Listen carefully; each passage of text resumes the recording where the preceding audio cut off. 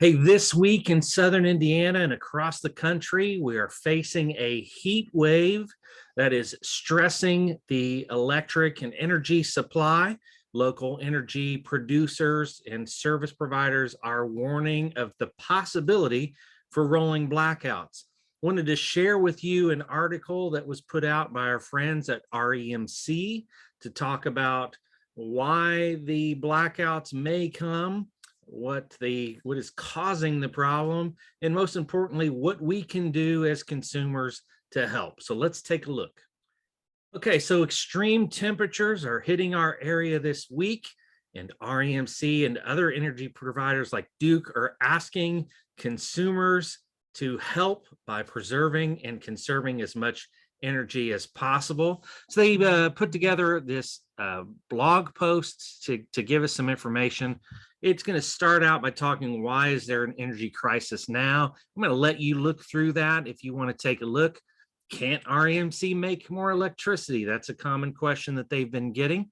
Can't we just produce more energy? They've got an answer for that. Why does it matter when I use electricity? What is a rolling blackout and how would that impact me? This is a very important part of the article. If you're afraid that you may hit a running one of these rolling blackouts should they occur, they have a very specific plan in place, and I would assume that Duke Energy does as well, for how they plan to orchestrate the rolling blackout. So hopefully individual homeowners are not impacted, and if they are, they will only be impacted for up to 30 minutes at a time. So a rolling blackout does not mean that the RMC or other providers have lost control of the system.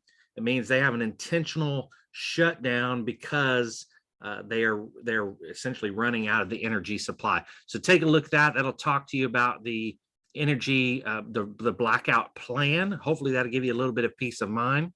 How will I know if I'm a part of it? Again, that's a continuation of their specific plan and who would get hit first.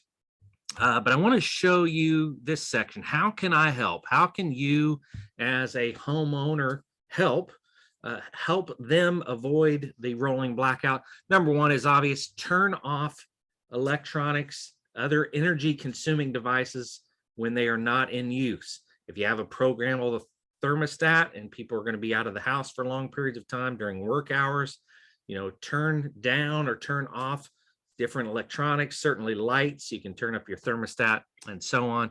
Tip number two is energy conservation. Unplug things such as televisions, microwave, DVD players, game consoles, etc.